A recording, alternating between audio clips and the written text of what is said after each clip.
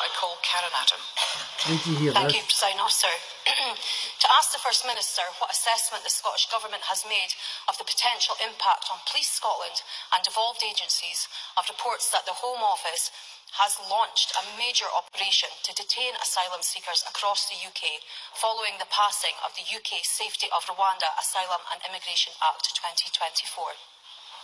First Minister, Okay, let me let's be hear very what clear, Humza the has dog to say whistle about this. politics. Be very clear, the dog whistle politics we have seen displayed this week through the disgusting Home Office footage and frankly the accompanying Westminster rhetoric has no place here in Scotland. This government has consistently opposed the Rwanda Act, while other members of this chamber have, in the capacity of as MPs, voted for it. What are you going to do? We have absolutely opposed the Rwanda Act and the Illegal Migration Act. The hostile environment rhetoric is a symptom of a broken Westminster system. Now, before you go on the defensive about how Westminster is treating asylum seekers, legal or illegal, that come into this country, you have to have a solution.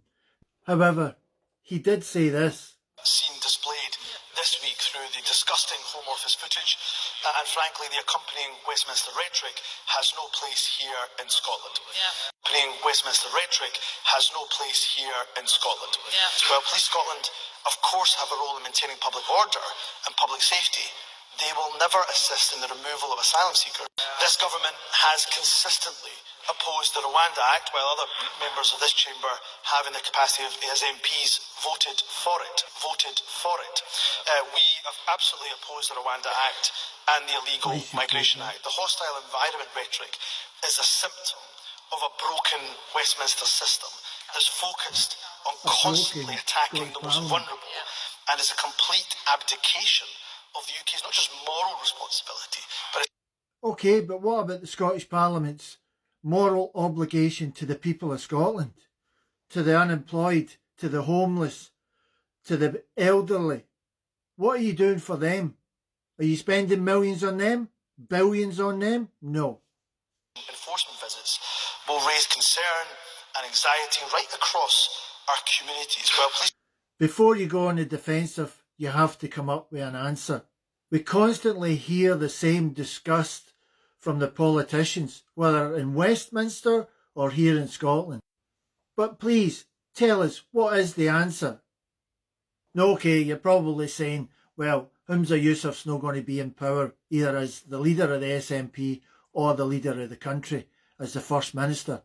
But the same rhetoric is running through the Scottish Parliament. The only people are the Tories over on the left, and they're going to be sticking to their guns and try to get people removed from Scotland.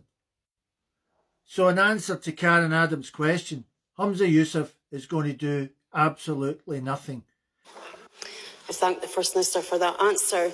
With the news that the Home Office raids have begun, is the First Minister as sickened as I am, and many of my constituents are, the fact that this unworkable policy has been forced upon Scotland by a very fear-mongering and xenophobic UK government? And he's instructing, whether by law or not, I don't know the actual procedure, he's going to be instructing Police Scotland not to enforce Westminster's Rwanda Act.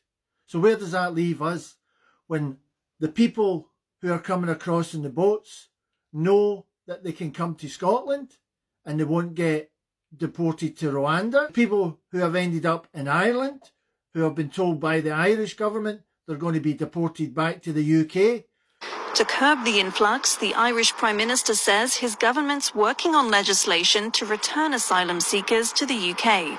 Every country is entitled to have its own migration policy, but I certainly don't intend to allow anybody else's migration policy affect the integrity of our own one.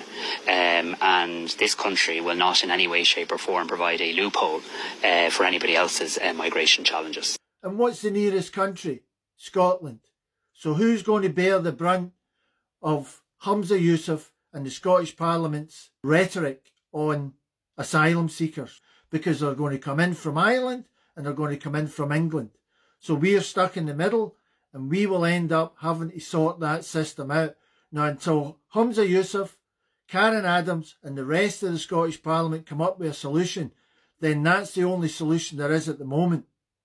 So please, please, Scottish Parliament, Karen Adams, Humza Yousaf, every one of you in the Scottish Parliament, come up with a solution, because the people of Scotland have had enough. We do not want to have to keep paying millions to people who come here illegally. And that's just the facts. Agree or disagree, that's what's going to happen. They're going to flood in from Ireland and they're going to flood in from England, because neither country wants them. And they will be quite happy for them to come to Scotland, as long as they don't have to house them, clothe them and feed them. You have to pay attention, Scotland. You have to listen to what's going on in the country and do something about it. The deterrent is, according to your comment, already having an impact, because people are worried about coming here. In Peckham, they were stopping a bus going to the Bibby Stockholm barge. How many of these people went out and voted in the mayor elections in London? And how many of these good people have taken one of these asylum seekers into their home? Out of a population of 8.8 million people in London, only half of them went out and voted in the mayor elections in London. Once again, the people of Scotland are going to have to bear the brunt of the problems brought on by the Scottish Parliament's inability to deal with the problem of asylum seekers in this country.